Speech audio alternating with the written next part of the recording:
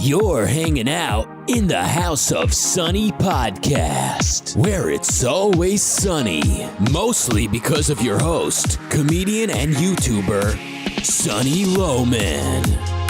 Want to know what Sunny and her friends are thinking about this week? Well, here she is, Sunny Lohman.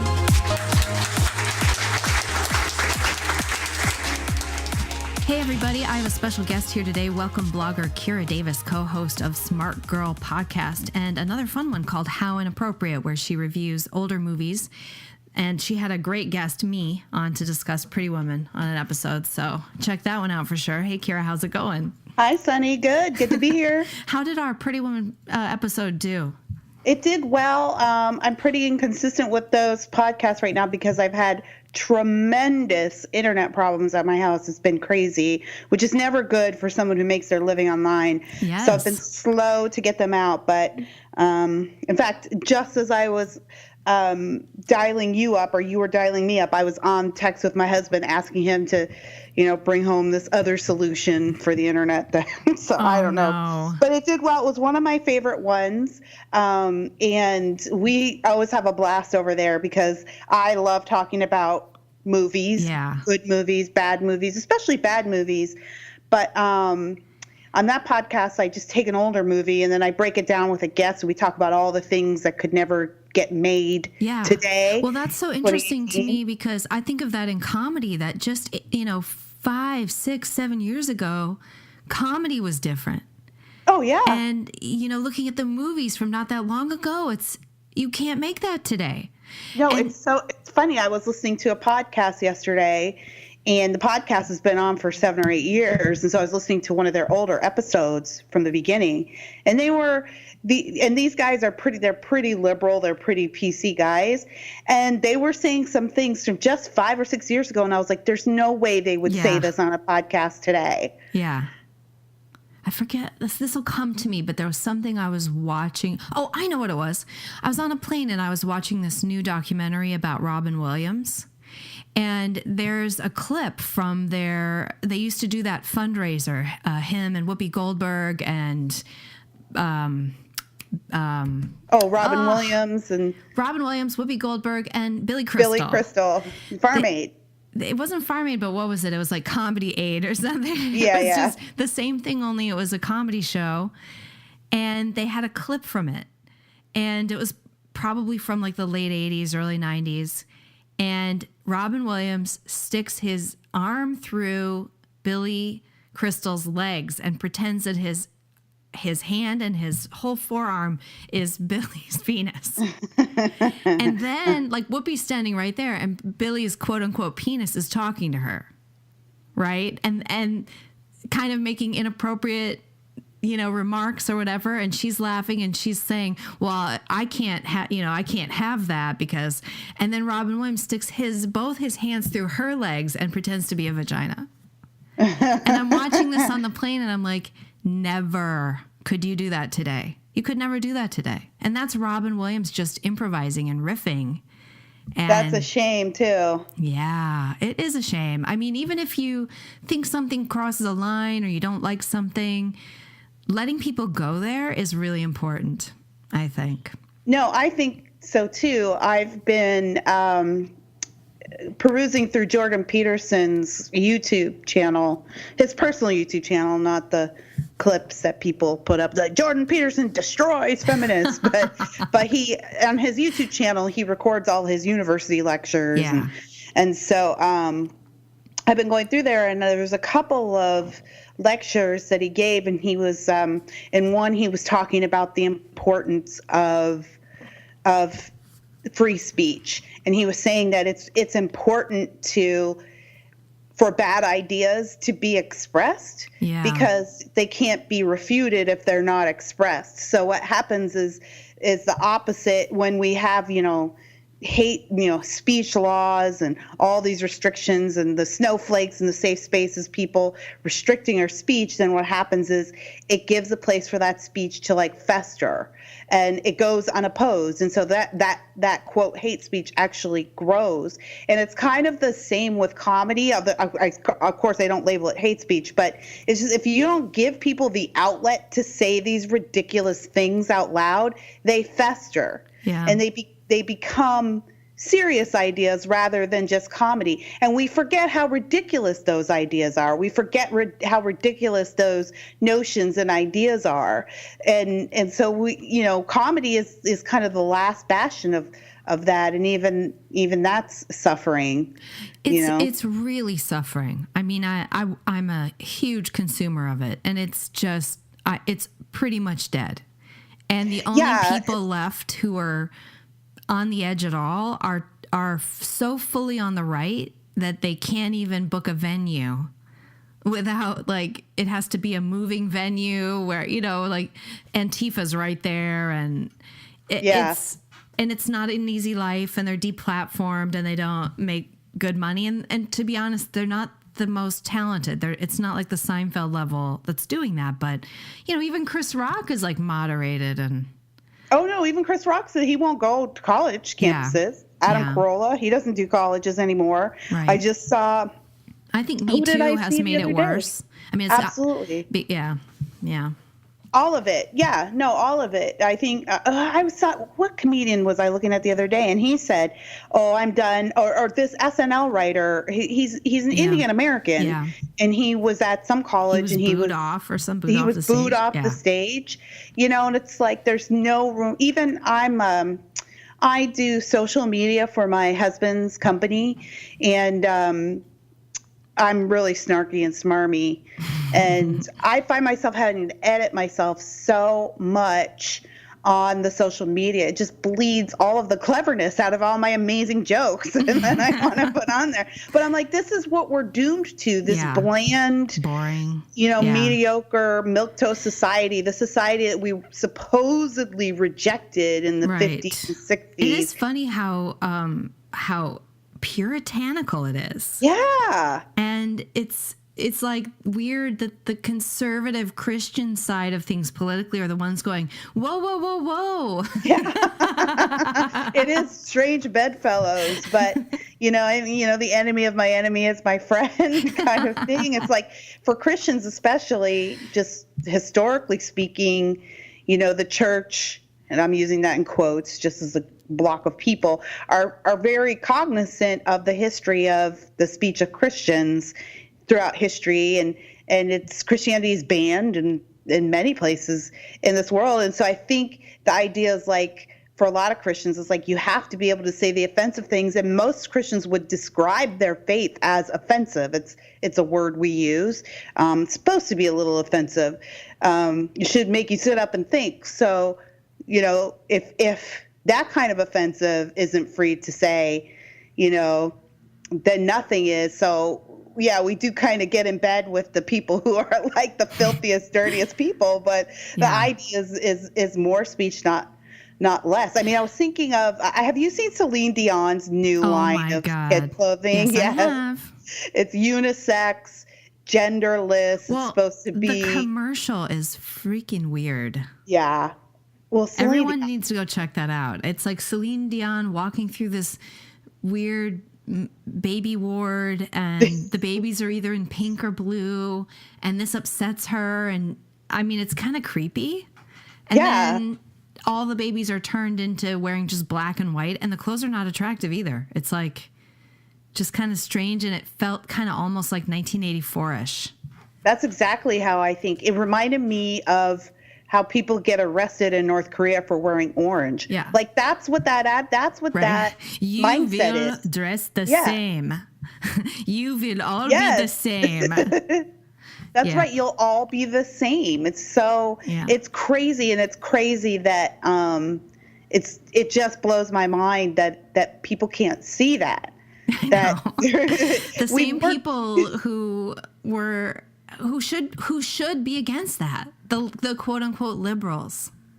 Oh yeah, the freaks and the geeks and right. the people who in the hippie 80s dippies. and 90s, were wearing flowers and crazy patterns and go into any drag club, go into any gay club and look how colorful it is. And look at the gay pride flag, like it's colors, it's and now these are the same people who are getting in bed with this idea of, no, we're all going to be the same. And when no one notices anything different about ourselves, then we'll be equal.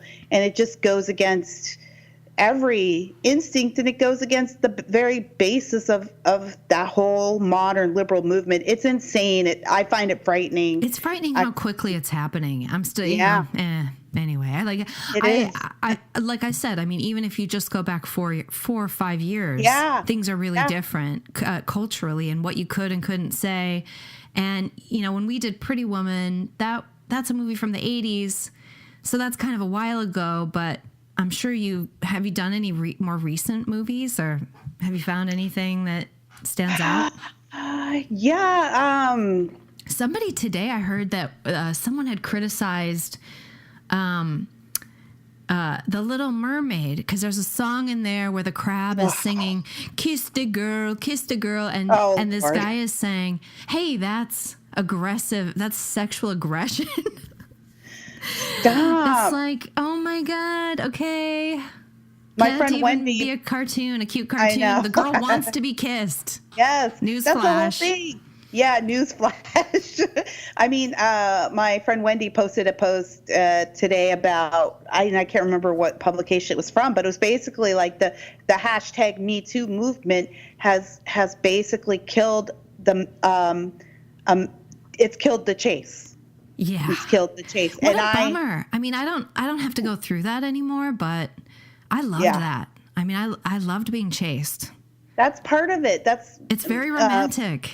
Well, it's part of it. It's part of the hierarchy of romance, so to speak. And it's not that one position is submissive to the other. It's not that at all. No, but there's I didn't feel like I was feminine weak energy because of and it. there's a male energy. Yeah. Well, no, in fact it's the exact opposite. Right. And I think we're educating it out of women. But there is a power in your femininity. It makes men do crazy things. Men fight wars over That's it. right. The chase is our power. And that's why women who give it up too easily, or women who try to act like men sexually, typically don't find, the long-term partners that they might be looking for, because it sets all that on its head. We're the gatekeepers. We're the gatekeepers of romance. We're the gatekeepers of passion. And men are, we tame men. Mm-hmm. That's a powerful position to be in. It is. I think the feminist movement has robbed us of that power. Flirting and being pursued and all of that was fun. I didn't feel like I was being oppressed. I don't want to pursue a man. I do not want to do that, but that is what the kids are doing these days. And it's gross. I'll tell you, I have a 16-year-old son, and it's not attractive. And he doesn't find it attractive. He doesn't necessarily verbalize it that way, but for him, it's a turnoff, and it's a turnoff for most men, because it sets the romantic hierarchy on its head. So has he asked a girl out? Natural.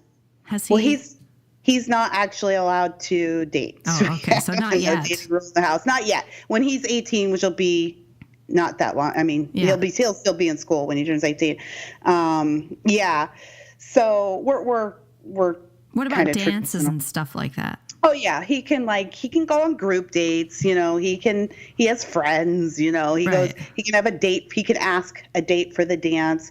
So that's hard. I mean, for a boy to walk up to a girl at school and say, do you want to go to homecoming with me? Oh, Sonny, it's not like that anymore. You can't just walk up to a girl in school. You have to have a promposal. What? You have to come up with some.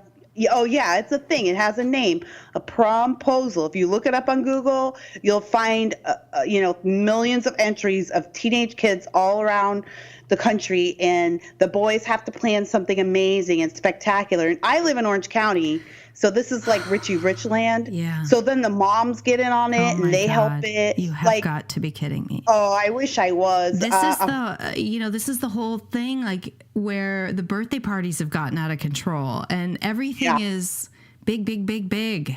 Oh, I'll tell you what this one, my friend, a coworker did. Her son wanted to ask a girl out, and so she rented a limo. No joke. She rented a limo. They, spent all this time working on these like huge posters. What? He brought like a big bouquet of flowers, and then he busted into her cheerleading practice in the middle of practice with a big bunch of balloons, and he had written a poem and someone was recording it, and then this is like an engagement. Yes, that's exactly what it's like. It's like an engagement. Are these mothers living vicariously through their sons? What the heck is going on here? Yeah. How embarrassing. What if she says no? I can only surmise that the kids they figure it out in advance ahead of time. Yeah. I don't know. Scott did it. My son did it once. How embarrassing. I would not want to be that girl with all that fanfare. I would just be like, dude, just ask me out. Just call me, They love it. Girls love it, though. It's like, I don't know. It's all insane. Everything's backwards. And maybe it deserves to be blown up. When I hear that, I'm like, these kids need a little poverty. Yeah. This is crazy. I mean, okay. So we're going to talk about, we've gotten into this sidetrack, which is great. We're going to talk about race and hair. That was the reason that we kind of connected and said, hey, let's go on a podcast and talk about this. And then, even though half my listeners don't have hair, I think stick around and listen. It'll be an interesting discussion. And then we're going to talk about the riots happening in California over the stolen elections. What riots, you say? Exactly. Yeah. Okay. But first, after 20 minutes of chatting, I'm going to play a couple of jokes here. We have a couple of jokes on the voicemail. That's a thing here on my podcast. People call the voicemail. And then I have a joke. And in honor of our hair conversation, it's a blonde joke. So anyway, but here's two jokes that came in on the voicemail. Hey, Sonny, a quick prayer for the coming holiday. Oh. May your dressing be tasty. May your turkey be plump. May your potatoes and gravy have never a lump. May your yams be delicious and your pies take the prize. And may your Thanksgiving dinner stay off of your thighs. Happy Thanksgiving. Bye. Amen. Thank you. Exactly. That's exactly the kind of prayer I need. All right. So that was one, obviously, that came in a week before last, and I didn't get a chance to play it because last week I had an interview episode. But, okay, here's this week's. Hey, Sonny, a joke for you. Lady goes to the local newspaper office to make sure that the obituary for her recently deceased husband is published. The obituary editor says that, well, there's a 50-cent charge per word. Well, she thinks for a second and said, well, then let it read, Fred Brown died. Amused at how cheap she was, the editor says, well, there's a 7-word minimum for all obituaries. The lady thinks for another couple seconds and said, well, in that case, let it read, Fred Brown died, golf clubs for sale. Oh, poor guy. That's great. Do you have a joke, Kira? I do. All right. Okay, so what did Jay-Z call his wife before they got married? Well, his wife's name is Beyonce. I don't know what.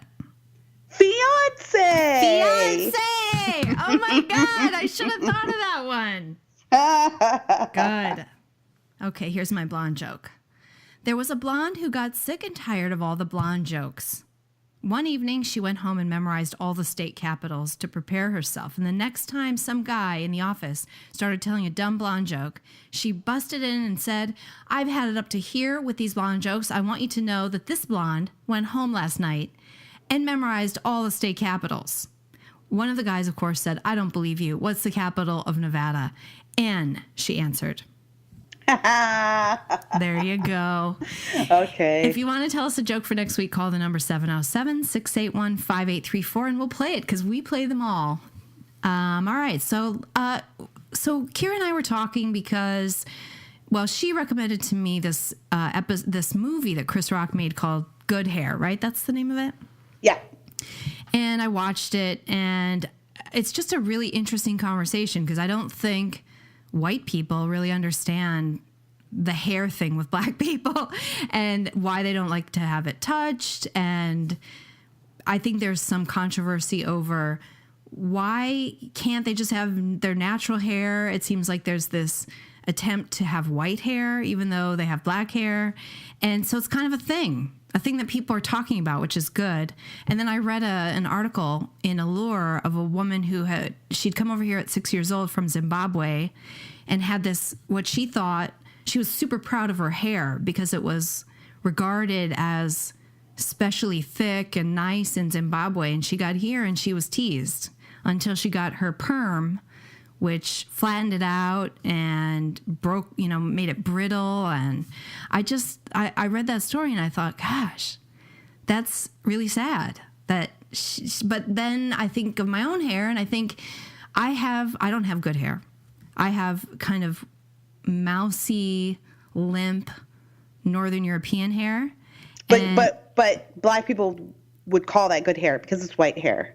So to you, it's not good hair. Even the worst white hair would be good hair. Black people don't care. It doesn't mean that means as much to black people as that whole thing about black people's hair means to you. Like, it's a cultural divide that cannot be crossed. There's no black person that's going to look at your hair and go, "Oh, she doesn't have good hair." Really? Yeah. They wouldn't even notice the difference between, say, my hair and, somebody. I have tons of hair envy for white women with thick, right. Yeah. And black women have tons of hair envy for each other. Yes. Yes. Well, that video was great. I think everyone should watch that movie that Chris Rock made. Movie. It was just entertaining funny too. And very entertaining, and just kind of an eye opener. I mean, I sort of knew when I was growing up. I grew up in a very mixed neighborhood, and I braided my friend's hair. But everybody had natural hair, and then when we got into junior high, that's when the girls and the boys started doing the. I didn't know they were called perms. They relaxed their hair. Yeah. And that was the Jerry curl days. Oh my gosh. Michael Jackson and Prince were kind of the icons, and the guys were running around with curly, greasy hair. That was the way they wore their hair. That was what was hot. And one of the funniest scenes out of that movie with Eddie Murphy, where he's the prince from the African nation, and he comes over here, and then the guy he's competing with to marry the girl has the Jerry curl. Soul Glow. And his hair is like dripping. Yes. That was junior high for me. Yep. Anyway, but yeah, I mean, I would say some girls still had it natural in high school, but a lot of girls had their hair straightened. And then I got to college, and it was actually toward the end of my high school year that girls started kind of reverting in sort of protest. Mm-hmm. So I don't really know what it's like now, and I was kind of surprised that it's really almost gotten worse, and the weaves now, because that's even a whole other step, an expensive step in taking care of your hair. Yeah, I think in the black community that there's it's almost an age divide now. So like you saw that in that article, that Allure article at the end, the girl talks about being on the subway and this guy saying you need to perm your hair. Yeah. And he was older. Right. So like older folks will still, they're from like black folks from the 40s and 50s and 60s, like you permed and pressed the mess out of your hair. Yeah. That was, proper hairstyle. It was proper hair care. And so they still, the old folks will still do that, and they'll still insist that the young people do that. But I think you're right. Like, kind of, there's almost been like a rebellion, and now natural hair is the big thing. But I do see a lot of black women natural these hair days, and weaves, though. I mean, and I see a lot of black women these days going, well, whatever you look like for your hair. For other black women, they're not talking to, white women, Yeah, I think, no, but right. I think it's like, there's so many options these days. It's like, well, however you want to wear it, I know that's not all Nicki Minaj's hair. That's a wig. I know Beyonce doesn't have all that hair, but I like it. If I like it, I'm going to use it. And if I don't, I'm going to go natural. And so there seems to be more of an acceptance these days, but old people will still talk about you if you don't have your hair laid flat. That's funny. Yeah. But it's so hard on your hair. Oh yeah, it's terrible for your hair. All of it's terrible. Yeah. When the movie was going into like how it burns, and I mean, I don't know. I had perms when I was a kid because we all wanted Julia Roberts hair, like that big curly hair. Mm-hmm. And instead I have this. I wish I had learned the lesson of like, you just try to do the best with what you have. Don't try to look like somebody else with hair that's not yours, or a body that's not yours, that you have the hair you have and the body you have. And it doesn't mean that I don't do things to try to make my hair look as well as possible, but I no longer try to have a big amount of, I don't try to have hair I don't have. Because it's too much work, and it never looks like it should, You just can't have hair you don't have. Unless you have a weave, which I'm totally jealous of. That is like a complete makeover. Yeah. No, and we look at other people, like we look at Julia Roberts. Well, she had, 4 hairdressers on the set of, Mystic Pizza or whatever. Yeah, as her hair started falling. Not realistic, yeah. 4 people were around her with combs, like teasing it up again. And Yeah. So it isn't, none of it's realistic. And that's kind of what was, good hair was about too, is how we are all trying to reach unrealistic standards. And I think, and this was really prompted by Jada Pinkett Smith had a very interesting interview. She's got this Facebook Watch show where she does a talk show with her daughter and mom, and she was talking about how she resented blonde women, and she was saying and she was saying that it was wrong. But she had a lot of resentment for blonde women and their hair, and the headline sparked a lot of controversy, and I kept trying to comment on people's threads saying, well, if you watch the interview, she's saying that she was wrong to feel that way, and what they're talking about is something that's actually very prevalent in the black community. I mean, I understood every word she was saying, but I think to circle back around here, basically what she was saying is we all try hard to be someone else. We all want to be someone we're not. And traditionally for black women in America, because we're not the quote dominant culture, or haven't been in the past, the culture of beauty is centered around white beauty, or again has been in the past, and so that's always been what we've tried to attain. And like you say, like it's not realistic. It's not realistic to look like anybody that you're not. Exactly. But that's kind of the culture that was thrown at black people, and they've had to adapt. They've had to fit in. Do you think that is just a norm when the dominant culture just happens to set the standards? No, I think the dominant culture always sets the standards. So that's why that woman from Africa, in their colonial society, so for years and years, they were living up to white standards. So, I don't think that the thing. Well, but that's interesting because in Zimbabwe, there were a lot of white settlers there for a while, and then they've kind of all left. But let's say there were white people living there, but the black people didn't feel the need to look like them. Well, they did at one point. Then they killed all the white people. I mean, you have to look at the history of Zimbabwe. They did what South Africa is doing now, which was they made it illegal for white people, basically. But so it was apartheid in reverse. But did they? I mean, I guess what I'm wondering, if you have a small white group in an African nation, is the white group setting the standards for hair, or is it just more? It's less. I guess I'm just trying to wonder, like, why did blonde women set a standard for black people in this country? That's a whole other thing that I have no idea. There's a psychology to it. Right. I mean, where did that come from even? Is it just the fact that there were more white people? Well, I think part of it is that globally white culture, and by the way, when we say white culture, I mean, that encompasses so much. It's such a vague term, but just for the purposes of this, conversation, we'll just use it, knowing and understanding that, the term white people encompasses many ethnicities and cultures within it. But I think globally and historically speaking, in modern history anyway, white people have dominated the globe. I mean, the British Empire, the sun never set on it for so long, and now American culture, and so I guess it's because Western culture has been predominantly white. Mm-hmm. And it's Western culture setting and successful. Right, so it's been successful. Yeah, right. So that makes sense. Setting it. And then you have discrimination.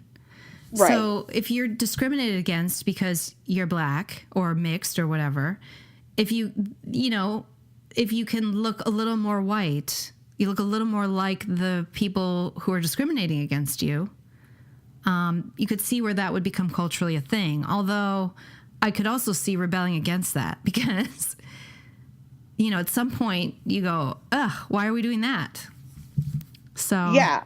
I mean, it's that's the thing. That's the thing about all of this. That's the thing about race relations in general in this country. Is like, it's all so complicated and nuanced, and it's the result of so many different specific things that have happened. But the problem is we're never allowed to talk in nuances anymore. Everything's black or white. Everything's up or down, left or right, and no one's ever allowed to explore all of the ingredients of a specific cultural phenomenon. That's an interesting point, because like when Jada came out and said that about blonde people, that she was being interviewed by a blonde woman and her instinct was kind of, and then she had to sort of talk herself out of it, telling herself it was wrong, but that's how she feels.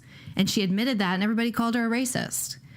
So, I mean, that is racist. But like she was saying it is. She said it's no different than somebody getting attacked by a black man and then hating all black men because they were attacked by a black man. Right. She said it's no different than that. I'm wrong to do that. It sounds to me like it's like, especially in her generation, it's the previous generation's standards that probably resulted from discrimination, which isn't good. But it's something that came from prior generations. It's in her culture. It's not so much imposed on her by white people as much as it is imposed on her by her own culture. Absolutely. 100%. And that's the other thing. I think like we talked about this at length on our Smart Girl podcast. We had a really great conversation about it. If you guys want to go back and find that, it might be a few weeks old by now. But, I was saying, I think a lot of white people, and you included, are surprised to learn that black people feel like this. They don't know. They don't.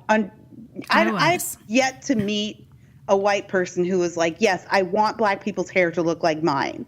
That's all. Like I have yet to meet that person. Seriously. Now I will say, like, it's true. White people do not care, especially my generation, the generation that's pretty non-racist. But I would say that probably 50, 60 years ago, maybe white people did care. And if you had straight white looking hair, you were more likely to get a job. I mean, that could be. And sometimes it can manifest itself in ways that white people might not be aware of. Like sometimes, every now and then you'll hear a story about a black person wearing their hair in a traditional style, maybe like braids or, an afro or something, and then being told to fix their hair at work because it doesn't look professional. Ooh. And sometimes those things come into play, right? Yeah. Like, I guess the safe spaces crowd would call it microaggressions or white privilege, but whatever you want to call it, it's just a cultural norm that some people they're not even aware that they have. So to them, that girl's hair in braids looks messy or it looks ethnic. And for that girl in the braids, for her, that's keeping her hair neat and tidy and fashionable professional. But that. Yeah, right. It's funny because when I was a little girl, I wanted braids. I wanted the cornrows. That to me was everything because the girls had the cornrows with the little beads on the end. Yeah. I thought that was so cute. Oh, dear. But Yeah, I don't black have that women hair. hate it when white women do that. And they Well, hate it that doesn't too. look good on Yeah. white women. I mean, Well, no, it doesn't. White women don't do it. don't I do guess it, if you're on ladies. vacation. No, don't even do it then. But Two French braids along the side is enough. Those cornrows don't look good on white girls. But all the girls around me had that. So of course I wanted that. I mean, that's part of it too, is like it all depends on where you grow up. But I grew up around a lot of black people, and so I wanted that because that's what everybody had. So I never got it. I never got it. Always coveted it, but never was able to get it. I came close. I'll share a picture with you of how close. I told my mom, this is what I want. And she braided my hair, but she didn't do cornrows. She just braided, like took small pieces and braided them. So I ended up with kind of more like a hippie looking. Right. I look like a white hippie child. I don't look like and we see that a lot here in California too. Like there's always the white stoner dudes with the dreads, you know, they're walking around everywhere. This is why the dread thing, explain this, because I don't think of that as a black hairstyle. I think of that as just a hairstyle, because I've seen white people have that hair forever. I know. And I think the issue, I even take issue with it. I mean, not that much. I listen, I actually don't care that much about this stuff, but it does bother me, and it bothers me when white women want to quote, I'm using air quotes, cop a black hairstyle, because black people use these hairstyles because they're specific to their texture. Right. They solve certain problems for them. And when we see a white boy with dreads, we say all you're doing is appropriating this style, like the way Elvis took, rock and roll, but to is Chuck it? Berry. I don't think it originated with black people though, and I think it also solves a problem for those guys in that they don't really wash their hair, they don't have to comb it. It's a hairstyle for kind of letting your hair go, I think for black men, it solves the problem of not having the same kind of products that white people have, the same kind of growth that white people have, and they can manage their hair and still look kept. I think a lot of times when white boys do it, they do it because they're lazy, and then it looks messy, and that's not what dreads are. They're not. They are men. Responsible men keep their dreads. It's a thing. You got to oil them. You got to twist them. They're not gross and messy and stinky. And the white dread is gross and messy and stinky. The white dread is really just matted hair. And I mean, I can imagine Vikings having that hair. That's Viking hair to me. It's not it's not really the way black people do it. And that's not what it is to black people. To black people, it's, it's not Viking. I suppose Afrocentric. Yeah. Doesn't come with the Viking culture. Yeah. But I mean, in the end, you're right. Like, it shouldn't matter whatever you want to do with your hair, even if I think it looks ridiculous. It's like, I don't think you deserve to be shouted down as a racist or an idiot because you have a certain hairstyle. I don't believe that either. So why don't black women want white women to touch their hair? Because black women spend hours and hours in a chair in a beauty salon to get the hairstyle that you see. A white woman can wake up. It might not be the best hair on earth, like you say. You got your mousy, stringy hair that you wish was Julia Roberts' hair.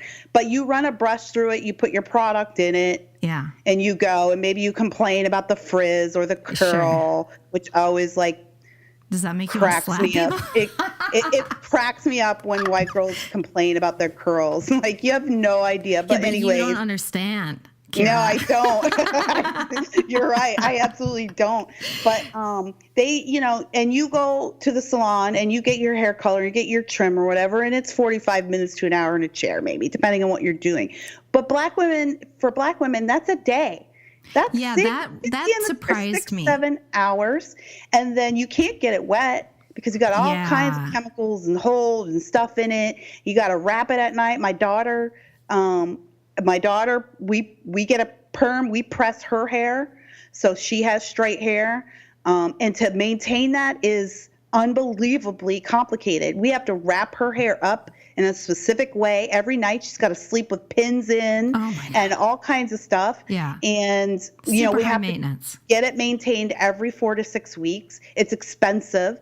And so, no, a Black woman doesn't want you. First of all, she doesn't want you to touch the hair that she just spent $300 and 6 hours in a chair to do. Second of all, she doesn't want to feel like a zoo animal because it's not like your hair. Sometimes there's an otherization that can happen. But I feel like that's part of the problem right there.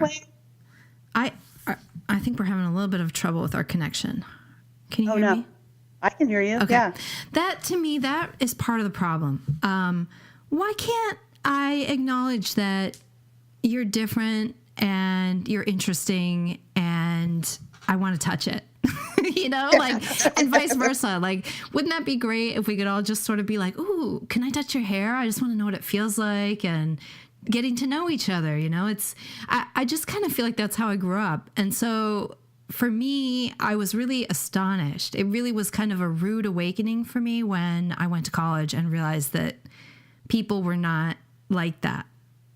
And not just that Black people were, I went to college and I was shunned by the Black people, rejected. And I was shocked. I couldn't believe it. And then I also saw for the first time ever racism from white people against Black people. So I hadn't seen that because you just didn't do that. You don't grow up around Black people and be racist. But see, again, that is I would say, I hate to use this term. It's not my term and I don't agree with it. But I think what people would classify as white privilege is that idea that you got to live in this world where you didn't see that. But I guarantee you that the people that you grew up with thinking, hey, they're just like me, we're different but the same. I have no hangups about any of this. No, I understand what you're saying. Yeah, but they did experience that. You just didn't see it. And you may have even seen it, but just not known what it was.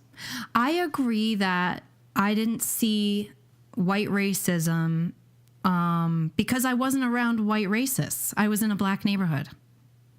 So that's just how that happened. And so, yeah, when I got out of college and started broadening my circle to include white people who weren't from the inner city, that's when I first heard the N-word, for example, and couldn't believe it.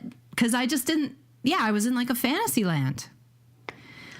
See, for me, it was the opposite. I grew up on a small island in Canada, and I was one of the only Black people around, and I heard the N-word every day from the time I started school to the time I left that place. Wow. And I've never really been back. I left at 18 because I knew I was going to get up out of there. But I experienced a lot of abuse, and bullying is probably too light of a word to use, but I experienced a lot of abuse that today would be considered absolutely outrageous. At the time, it was a different time, different place, different people. But it wasn't until I got to college, and my dad was from Washington, D.C., which is back then, and they still call it the Chocolate City. It's mostly Black, or it was back then. And I would go back and forth. So it would have both cultures. But I didn't realize until I went off to college that there were a lot of white people out there who really weren't racist. Weren't out to abuse me and make fun of me. Yeah. And that was my experience with college. I was like, oh, there are, white people are cool. There's plenty of cool people. There's plenty of, right. Yeah. And it was the exact opposite experience for me. And then I also did notice, though, in just conversations with some of my friends as we were getting older, that I did notice, I felt like we were all kind of being indoctrinated to look for this racism where it didn't exist. And it was really pissing me off. Somebody would say an exact identical experience that I had and say, oh, that was racism. I'm just like, that's not, that same thing happens to me and I'm white. So how can you're just looking for it. And Yeah, those people are definitely out there. You don't know if it's it might be racism, but you don't know. And, Right. And for me, it's like, I think, well, it's because I'm a teenager that I'm being treated like this or something, who knows, but that woman's a jerk. I don't really think about it. And I don't think, well, this is something. And unfortunately, the sad thing is that they are left with this idea that I'm being discriminated against for something that will never change. I can't change it. I don't, it's part of, it's such a part of you. Whereas like a 15-year-old, if I think it's because I'm a teenager, I think, well, someday I'll be older and I'll have money and this saleswoman won't treat me like this. So I don't know. I think black people need to be careful not to see it everywhere, because you don't always know. But on the other hand, it's there. And I don't know. It was weird for me, but growing up, like, nobody told me not to touch their hair. Mm-hmm. But like I said, they weren't getting it done when we were younger. I can see why I wouldn't want anyone to touch my hair if I had just done it. And it's that sensitive. Yeah, and then you had friends. Like, these were your friends. Like, I think it's different too if it's your friend and then just like some random white lady. He's like, oh my God, I love your hair. Can I touch it? Like, that's annoying. But I agree with you that I think there was a cultural shift somewhere in the 90s where we did start, like, it was an overcorrection, I'll call it that, where we did start, like, you're right, training people to see racism and everything. And I remember having a conversation with a girl at college, a black girl. She's from Memphis, and we were at in a pretty white college in rural Iowa, and she was like, I feel like you're too easy on the white people, because they're racist all over this campus and they say the worst shit, and you like just, it's like you don't see any of it. And I'm like, I feel the opposite. I feel like you see it in everything. For me, it's not that I don't know, like, I know what racism is. This is my other problem, right? Because of the abuse I experienced, I have like a very strict definition of racism. It's not what I see most of the time. I see what you're saying. It was like bad enough that this other stuff you're like, whatever. Yeah, but I was like, I just don't choose to like let that be my first impression. I think that's the key. Yeah. And the same goes for sexism, because it's everywhere. It was everywhere in corporate America when I got out of college. I didn't care. I knew it was there, and maybe there were some times it kind of bothered me, but I didn't dwell on it, and I didn't let it stop me. And then I was going to tell you, I was really bullied by black girls, but I never thought it was because I was white, which is probably really stupid. Like, I probably wasn't because I was white, but I was also bullied by white kids. So, it was just a rough neighborhood. That's kind of what I would categorize people as jerks, bitches, whatever. And that's a bad person. This is a bad person. And I didn't really think about it as having to do with my skin color or their skin color. But that was probably just naive. And I think it's fine to be that naive, because it's better. You're just evaluating someone's character. I'd rather be that naive, to be honest. Yeah. Yeah. I mean, then everything is a character issue, and nothing is, you don't get bitter and you don't get a chip on your shoulder. Yeah, I think that's the better way to go. I think that there's something to be said for just not choosing just giving people the benefit of the doubt. Let them prove themselves to you. It'd be one thing, Sonny, if you and I were living in 1958 having this conversation. Right. But we're not. It's 2018, and we've all come a really, really long way. Yeah. And there's despite what the headlines might say, there's really nothing in this country that a black person can't do if they wanted to do it. In spite of the racism. We do everything. Yeah. Right. There's no laws in place that keep us from participating on a regular basis in society. So any racism that we see is just, like you say, it's jerks. It's racist jerks, but it's not a whole societal thing. But I would say on the flip side, sometimes it can feel like white people are dismissive of like the black experience. I think about do you know Stacey Washington? Yes. Yeah. So one day Stacey Washington is a she's a black conservative pundit, reporter, whatever. She has her own talk show, and she is lives in St. Louis, and she went to a fancy mall to get a dress for an event. And the lady followed her around, and then the lady told her that she probably couldn't afford, when she asked for the price of this dress, the lady said she probably couldn't afford it. Now, Stacy is upper middle class. Yeah. I mean, her and her husband do quite well. This is right out of Pretty Woman, by the way, which It really we've recently watched. Big mistake. Big mistake. Huge. But so she said she said I didn't even like the dress, but I bought it because I just felt like, ooh, I'm gonna buy this dress. Screw you. And she posted that story on Facebook, and then immediately it was just a litany of like 100 responses, all from white people saying, "Oh no, I'm sure that's not what you experienced. I've been followed around in the store." Yeah. And instead of and maybe you have, by the way, I'm not saying that you haven't been followed around the store. You look suspicious. Sure, there's suspicious people of all races. Well, it's right out of Pretty Woman, which is a white girl. I mean, it's definitely an experience. Yeah. I had the same experience in a Washington, D.C. store looking for a dress when I was 19 years old. Yeah. And in there with my friend, my black friend, and we were in the white people's mall, to be honest with you. And Big the lady mistake. there Huge. told me I couldn't afford that dress. And I was upset, and I went home and I told my stepmother, and my stepmother said, "No, we are marching back and we are buying that dress." Like, of course you could. I had the money for it, by the way, but I was so put off. Yeah. And by it, and I didn't know, now I would have just kicked that lady in her crotch, but and we went back and I bought the dress. So it's a thing that happens, and I was just dismayed that all those people immediately dismissed her experience as invalid. I think that it does I think for a white person, they're thinking, yeah, that's happened to me. That's happened to me a lot. So how can that just be? It could be racism. It might be something else. We don't really know without that. I mean, in that case, it could have been racism. But what's dismissed is that there is an experience there and generational. So. And they dismissed her experience of it. Maybe you're right. Absolutely. Maybe it had nothing to do with really read somebody's mind unless they're calling you names and things like that. Maybe she just looked poor. Maybe the woman had a class thing, and you know what I mean? Like it's.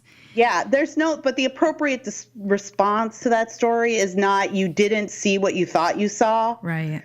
It's, oh, that sucks, or nothing, But I think I see it happen a lot, especially on the conservative side of things. I see it happen a lot and even for me, and I'm pretty middle of the road. I mean, I'm even mixed race. So I'm like, I'm as safe of a, quote, safe of a black person as you can get. But even for me, if I step out and have a story about an encounter that might skew as racist, then there's always conservatives that are like, well, that's not really what, let me tell you about this one time. And it's like, well, don't invalidate my experience. It's okay to say nothing, by the way. You can do that too. You can just go, what a jerk. Because it is jerk behavior, regardless of why the woman did it. It's horrible. And what's funny about salespeople is that they don't make a lot. And they're always so snotty. Not always, but a lot of them are.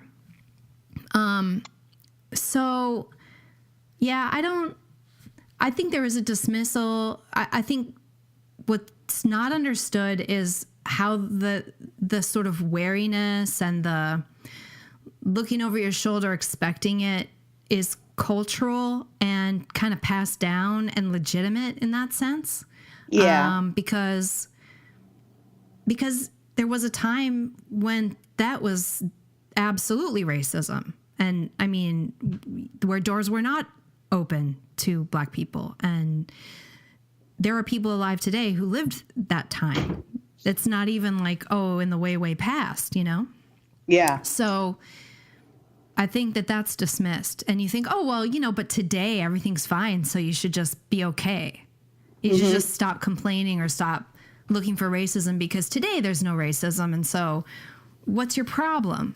Right. And I think that does dismiss like freaking centuries of what was done and what that does to a culture, a group of people in a culture. And so of course Black people are cautious. Yeah. And you know what I mean? Or at least the flip side of that is to not assume that every person who is doing that to you hates you because of your skin color. Like if a white person does say, "Oh, I'm sure you weren't followed around the store for that reason." Yeah. You know, I mean, we live here in the suburbs of Orange County, and my husband is a Black man. He's been pulled over at times, and there's no doubt that it's because he's, quote, you know, he doesn't belong DWB, driving while Black. I mean, there's just no doubt.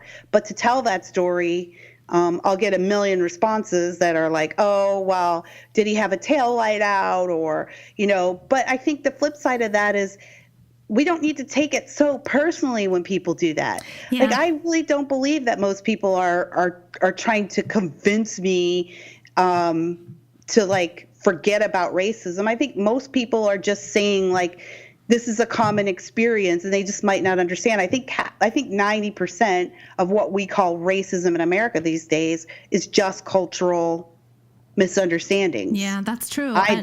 That's true. I think it's just looking from me, having grown up in a Black community, I looked at what was happening to my friends and the propaganda.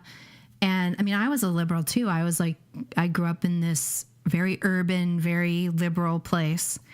But I feel like it's kind of sad that you get convinced that you're being persecuted all the time for something you can't change. And that, you know, I think it can make some people give up. And that is probably, to me, the biggest white privilege, is that we don't grow up with that kind of indoctrination, or we didn't used to. And now, though, everybody's scrambling for their own victim label. Yeah, well, because we've proven that there's some power in that. Yes. And we've given up the natural power that we have, which is in our individuality. Right. We've given that up, and so it's got to be replaced with something. And so victimhood status, you know, you can shout the loudest. But I agree. I think you make a good point, you know, just that is kind of white privilege, is that it's the idea of not having to grow up with those same kind of burdens of culture. But I also, there's and a I get bitterness a lot of to it, or a I don't know what the word is, but this idea that it's something you can't change, that this world is against you because of your skin color, that can make a lot of kids, especially poor kids who don't have a lot of support and don't have the opportunities, you know, the good education and stuff, it can make them just give up. So that's when I really became a conservative, kind of switched over from kind of a born and raised default liberal to conservative. I was running an after school program in the inner city, and of course, we always told our kids, you can be whatever you want. You can do whatever you want. Like, put your mind to it. Whatever cliche you want, you know, what we teach the kids. Follow your dreams. And then one day we were having a discussion, and a little girl made a comment about white people and how she said, oh, I know, I was saying I was going to go on vacation somewhere. And she said, why would you go vacation there? And I was like, why not? And she said, well, that's where white people go. It's going to be full of white people. And we lived it's important to know that we lived in a community that was, you know, 85% Black. So a lot of these kids didn't have any interaction with white people really on a daily basis. And when she said that, I was just so struck. All of a sudden, it just shocked me. And all of a sudden I was like, what am I doing? On the one hand, I'm telling these kids, they can do anything. You can be anything you want. And on the other hand, I'm telling them, white people are out to get you. They don't understand you. They don't understand what your needs are, and the reason this community is the way it is because of white people, Right. and it's never going to get better because white people are never going to give you a chance. Like, I Right. maybe never phrased it that way, but that's basically what I was saying. I was like, Yeah. I can't. What sense does that make? What am I? I'm not helping these kids at all. It was just a Yeah. real revelation. And all of this blaming really stops Black people from looking into their own communities and diagnosing some serious problems going on there too. Oh yeah. So there's that. And, you've got people dying because of that. And yeah, I don't know. I mean, that's an interesting.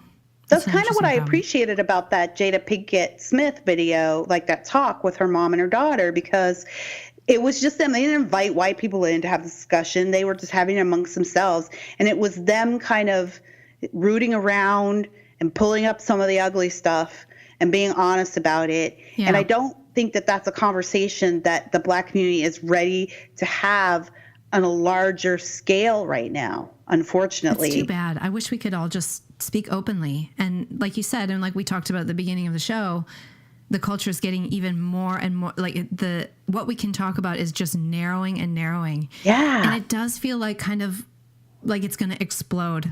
I don't know what's going to, Don't you feel it? Or something's going to happen. It's either Something. going to explode or the pendulum is going to swing back. Yeah. Well, And it's that gonna is already swing back happening. I mean, conservative. there are white people that are starting to band together because they're saying, I think it's still fringe, but they're saying, well, if white people are the only people who can be discriminated against, and people can be overtly racist against white people, then we need to band together to protect ourselves, just like Black people have, I think it's interesting you say that because that's actually one of Jordan Peterson's kind of common points he makes a lot is that and he's Canadian too, so they have like very restrictive hate speech and hate code. All that's codified and it's weird up there. And he's kind of on the front lines of that. But he's saying like when we do these things, we tribalize people and we Right. actually make it worse. We actually we cause these people Yeah, to. you're going to grow white Right. supremacists, or I- not I- supremacists so much as separatists. I have a friend who, I'm not going to say her name, but she worked for a very prominent pro-life organization. I'm very active in like the pro-life community, and gone to like conferences with her. She was awesome. She was kind of like one of those, what do you call it, like a new wave feminist. Like I'm a feminist, but I'm the feminist for real femininity. She Yeah. had pink hair and she was bold and loud and a punk rocker, and just like, I'm for life for everyone, liberty for everyone, and I'm the new feminist. She was great. I loved her. Libertarian, and just kind of like out there. And during the last few years, like she'd start to say more and more kind of tribalistic things, like, I'm not anti-Black, but why can't I be pro-white? Why can't I be proud of being white? And it would like, Okay, that's a little weird, but that's is, like, mild. That's not really white supremacism yet. Yeah, I try not to be judgmental of that. It kind of has a point. Sure. Why can't white people say I like being, why aren't you allowed to say that? But anyways, understanding that comes with a whole lot of historical baggage, whatever. Then like 2-3 months ago, this girl like breaks up with her pro-life organization, puts out this big statement. She's like, I'm getting off Facebook. I'm getting off social media. I've had it with everything. If I'm going to be the bad guy, then I'm just going to go and be the bad guy with all the rest of the bad guys. And basically she had turned into like this white power person. Yeah. And I saw in real time the progression, because she just kept getting pushed further and further to the Right. fringes. She wasn't allowed to express her frustrations. Yeah, right. She wasn't And allowed it to go, made this her isn't worse. fair. And Yeah. white privilege is bullshit. And, yeah, right. Speaking of a pot boiling over, let's talk about the California riots with our last few minutes here. Oh yes, I'm buckled down in my house. I've got the shades Do you drawn. have your yellow vest? Streets ready are to on go? fire with kids on skateboards. Tear gas is everywhere, you guys. Yes. Because the Democrats stole the election, at least six seats from the Republicans. And from what I understand, the GOP response, well, maybe I should just read for my listeners exactly what happened here, because Kira and I both live in California. So I'm sure you've heard about this, where there were House seats. I'll just read this article from the Daily Caller. As the polls closed on Election Day last month, 6 California Republican House candidates were ahead in their respective races. As the absentee and provisional ballots rolled in over the next intervening weeks, all 6 lost to their Democratic opponents. And these are previously just the only red counties left in California. And they've just gone blue suddenly. And they're attributing this to what's called ballot harvesting. This stunning turnaround in California of all states can be attributed to several factors, but the most significant seems to be the practice of ballot harvesting. Passed as a barely noticed change in the state's vote by mail procedures in 2016, signed by the governor, it allows voters to give any third party, not just a relative or someone living in the same household, but anybody to collect and turn in anybody else's completed ballot. So then you have people going door to door. After the results are in. After the results are in, they're going door to door to collect ballots from people. And only Democratic ballots. They wouldn't collect the Republican ballots. This state is... And that is deemed, well, that's legal because we passed a law, so it's fine. You know? And I guess the GOP response is to initiate some audit or... Well, the feds requested an audit and the state denied it. The state will not cooperate. Yeah, because the state is full of Democrats. Because they know that it's bullshit. But nevertheless, just even if it's all done fair and square according to the law that they passed, this is wrong. And absolutely. And it's disenfranchising Republicans in this state. And the Republicans are just taking it. They're just taking it. That's a big part of it. So I think part of it was ballot harvesting, but the other part is that the Republican Party in California is pretty much dead. They're just Democrat light at this point. I don't even think the Republicans in California want to win. So I think they have like a certain status as the losers. Do you know what I mean? Yeah. Like, because some of them can flip to pass certain legislation. You see that a lot. So they like to hold their status as like a tiebreaker, a loser tiebreaker. So you don't want to have too many Republicans so that you can have that status of, well, when the Democrats need something, come to me. Sick. Yeah, they're all the same people. But why aren't the people of California, why aren't we out on the street, Kira? Why aren't we anything? Like, why? Look at our electorate. Look at how we vote. Like, it's just look at that gas tax. Yeah. It's just people don't. We're zombies. We're like zombie voters. You know, the government put something on the ballot measure. You know, we wanted to repeal the ignorant, ridiculous, oppressive gas tax that the Democrats passed in the middle of the night in the secrecy of dark on us that would add $1,000 per vehicle per household each year. Passed it. We tried to repeal it, and the California state government managed to get it put on the ballot as a repeal of road repair. And people don't even read the measure. They don't even research it. Yeah. Like, oh, okay, I don't like this. I trust that the government's telling me the truth. You know, let me vote against it. And then our repeal fails. When you polled it as a repeal of the gas tax, it polled at 96%. Wow. In favor of. And it's still lost. So this state is lost. It's lost because, I mean, I'm looking at France, and I thought France was really passive. I thought the French would take anything.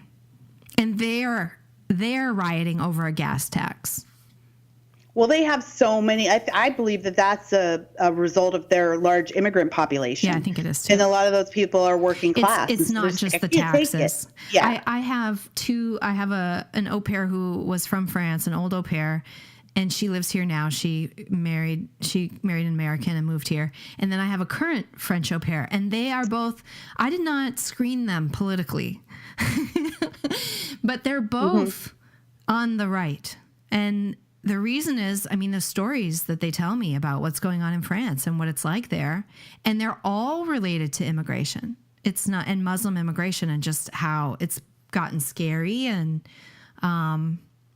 so, yeah, that's the average person's reality over there. And same thing in Britain. So I think it's more than just the taxes, but it is. Yeah. I don't know what it'll take here. I mean, I've proposed, not that anyone listens to my proposals. Who am I? But I've proposed. You're more active than I. You're very active in this state. I haven't been active in this state at all. I was more active in Minnesota. Useless, anyways. But I've written a couple articles about what we need in California is a state electoral college, and it would change everything. Right. Because if you look at geographically speaking, you look at this state, it's mostly red. Geographically speaking, the problem is that we have 3 of the most populous cities in the United States within our boundaries: San Francisco, LA, and San Diego. So they overrule everyone. They overrule everyone in Orange County. They overrule all those people, those rural farmers who live in the Central Valley, but who live in Northern Orange California. County now, you can't even hold on to your own counties because they've passed laws that have disenfranchised everyone who's on the right. But then there's no one to say no. Well, that's just the other it. It's thing. like, if there are so many people, if there's so many red people, why aren't they standing up and going, no, this is not fair. This is not okay. Let's take to the streets and I'll tell you break why. some windows. I know, because here in Orange County, it's not why that I'm I do. inciting violence. No, but sometimes you do feel violent. You feel very rageful. I knowing was what watching the state's French doing to dump us. poop onto Marcone's front doorstep with a bulldozer. And I thought, okay, That's what we need to do. Well, look, San Francisco's literally full of poop. Yeah, we right could just now. scoop it up and move it 5 feet. No, I think here in Orange County, which is still a pretty conservative area of California, but the people here are very passive. They're conservative. They live conservatively. Yeah, right. But for the most part, they're really apolitical. They want to be left alone. Yeah. All they want to do is go to work, raise their kids, and But see, I think that's the problem with the whole United States. I Yeah. think that the people who are on the right are mostly just, they don't want to fight. Yeah. They just want to live nice lives and raise their kids and pay attention to that stuff and their jobs and being productive and successful at work and so on. But the problem with that is that it's fading away, everybody.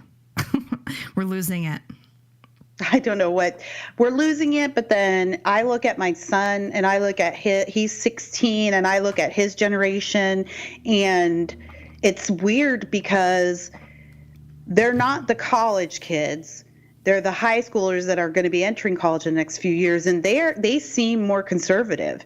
Like they make fun of all of this stuff that's going on, and they don't care for all of these laws restricting their speech. They want to laugh. They want to be smarmy. They want to be snarky. In fact, they feel more driven to do it because they're kids and they don't like being told what to do. Right. And the left is telling them what to do and how to act. But I have won't a they go son- off to college and get indoctrinated? Maybe, but I think it could be it. But I think the flip side of that is that they might change the culture of the college the I way hope so. that the left has changed.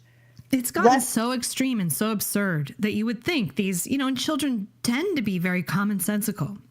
Yeah. And you would think that they would be rolling their eyes. It's so bad. It's so bad. It's so ridiculous. They are rolling their eyes. I listen to my son and his friends, and I'm like, oh my gosh. Yeah.